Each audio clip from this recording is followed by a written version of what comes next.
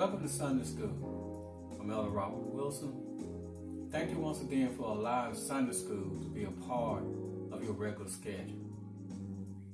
Our subject today is the Wedding at Cana. We'll be looking at St. John chapter 2, verses 1 through 12. Now, our Bible truth says Jesus always gives the best to us. He always gives us his best. But do we always give us our best back to him? In our lesson today, we want to look at three things that we can learn from the first miracle that Jesus performed. And we want to look at how these three things can affect our lives today. So looking at verse 1, it said, "And the third day there was a marriage in Cana of Galilee. And the mother of Jesus was there. And both Jesus was called and his disciples to the marriage." Looking at the phrase, the third day. The actual wedding would usually take place on a Wednesday. That was if the bride was a virgin.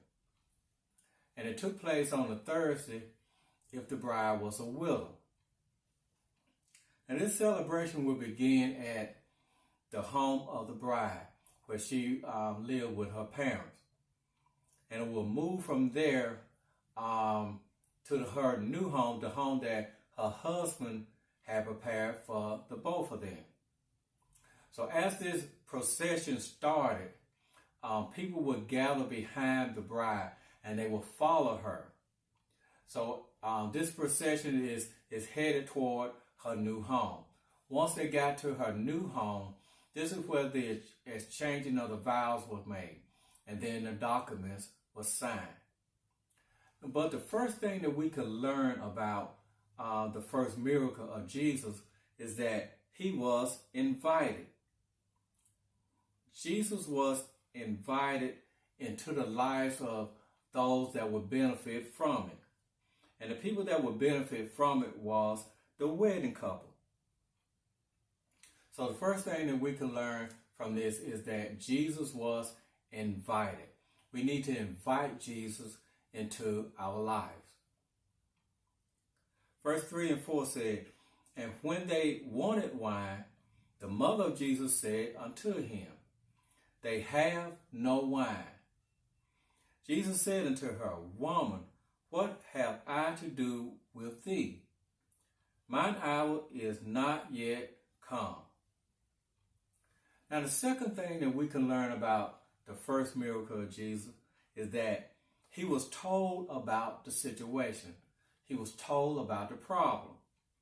So besides inviting God or inviting Jesus into our life, then we need to tell him what we need. So this miracle happened in a time of lack. Remember that they ran out of wine, so they didn't have any wine, so they was in lack. So this happened in a time of lack. Now, do we expect Jesus to just give us what we need without asking? James chapter 4, verse 2, it reminds us that we have not because we ask not. That's a pretty simple statement. We have not because we ask not. Jesus is not afraid of us asking him for what we need. He's not afraid of that. And he wants us to ask him for the things that we need. He told us to ask and it shall be given unto us. So he wants us to act. So the first thing that we learned is that he was invited to the wedding where this miracle took place. The second thing is that he was told the problem. He was told the situation. So it goes on and it says that Jesus told her, he said, "Woman, what have I to do with thee?" Now that sounds kind of harsh to be speaking to his mother, but actually it's not because this term that he used, woman, is not a term of disrespect in the way that he used it when he spoke to her. Actually, this term woman can be translated as dear woman. Dear woman. Now, Jesus used this term woman before when speaking to Mary. When he was when he was being crucified, and he was given over to carry his mother to John, he spoke to her. He said, "Woman, behold thy son." So this was not a term of disrespect, but a term of respect that he had for her. Dear woman. So Jesus asked her, he said, "Now, what have I to do with thee? Why are you involving me in this matter?" He said, "Mine hour is not yet come." Now, what Jesus was talking about, he said, "Why did you involve me in this?" He said, "It's not time for me to share in the glory of God. It wasn't time for me to share that glory. There's a time coming for that, but this wasn't the time." He said, "It wasn't a time for me to be manifested as the Christ." So even Jesus had a specific time, specific space for things to happen. He didn't push it. He didn't try to make something happen then that was supposed to happen later. So if Jesus had a time and a space to do things, then we should realize that we have a time and a space to do things also. So we shouldn't get in a big rush and try to get in and be in competition with somebody else, because God has a set time for us to do the work that He has called us to do. And when that time comes, it will be manifested to us, and we could be able to carry on the work of the Lord as prescribed by Him. So we don't have to rush anything or get ahead of ourselves. So if Jesus had a set time, then we should realize also that we have a set time for things. Verse 5 and 6 says, "His mother said unto the servant, Whatsoever he said unto you, do it." And this shows the confidence that Mary had in Jesus. She had great confidence in him. Now, being near Mary and being around the rest of his family, I'm sure there was other situations that came up and they took it to Jesus, and Jesus solved the problem. So Mary had that confidence that if she asked him to do something, or she told him about a situation, then he would do something about it. And then, of course, with her being his mother, I'm sure that he didn't disappoint her. So Mary had this great, great confidence in Jesus. So she told the servant, whatever he tells you to do it. Because she knew if he told them to do something, then it was going to work out. Verse 6 says, "And there were set there 6 water pots of stone, after the manner of the purifying of the Jews, containing 2 or 3 firkins apiece." After the manner of the purifying of the Jews.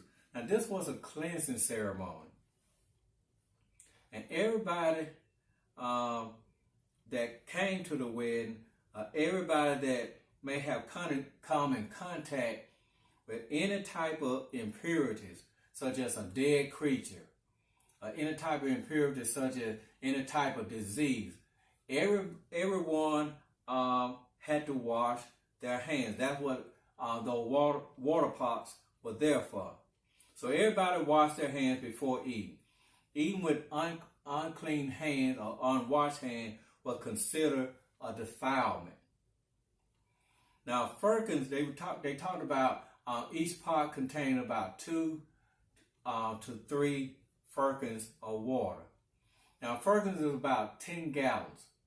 So each water pot was able to hold about 20 to 30 gallons of water. So these was not small water pots. So in verse 7 and 8, Jesus told them to fill the pots up, fill them to the brim. So they filled the pots to the brim. And he told them to draw from it and give it first to the governor of the feast. Give it first to the governor of the feast. And verse 9 and 10 explains what happened when they did this.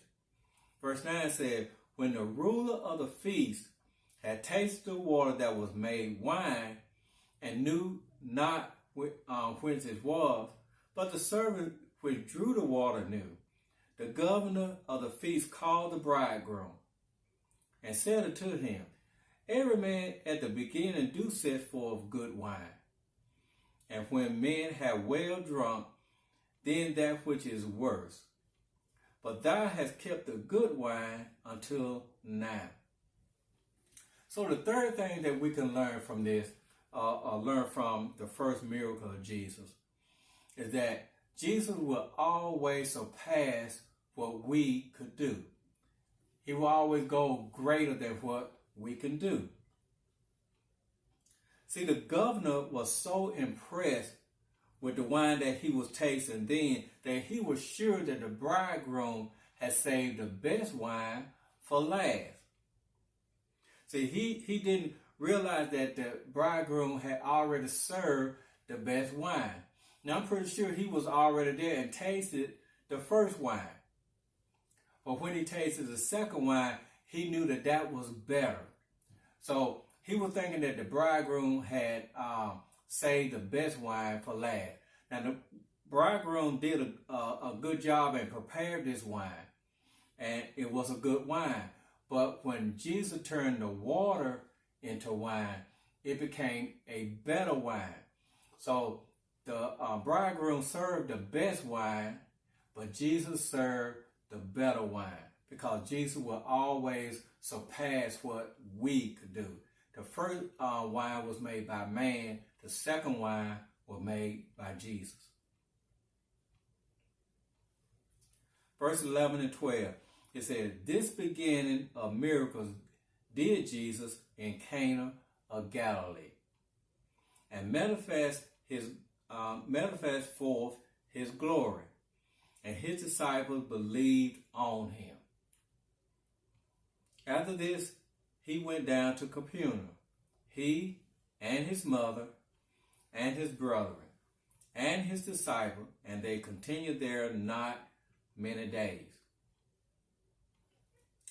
And this first miracle seen by man. See, man wasn't there when Jesus began the very first of miracles, when he did the creation. So man wasn't there to see that. But this miracle manifested the glory. It manifested his glory, and it set the stage. It set the stage for his relationship with his family and Mary, and it turned to the business of his Father. The business of his Father took first place after this miracle. Now, there seemed to be a lot of space between one miracle to the next. But have we done the things that we should do to cause a miracle to happen in our own life? Number one, have we invited Jesus in? Not to invite him in as Lord and Savior, but to invite him in a way that he is welcome, and that he has time, and that he has space in our lives. Number two, have we told him about our needs? Or have we told him about our problem? Or did we just expect him to give us what we wanted without asking? Remember James chapter 4 and 2, it says that we have not because we ask not. And thirdly, will we give him, or will we give Jesus the chance to do better than we could ever possibly do ourselves? Just because he can always surpass what we can do. So will we give him that chance to do better than we could ever possibly do for ourselves? So if we keep these things in mind, if we keep these things in heart and put these things in operation in our life, then we may just put ourselves next in line for a miracle.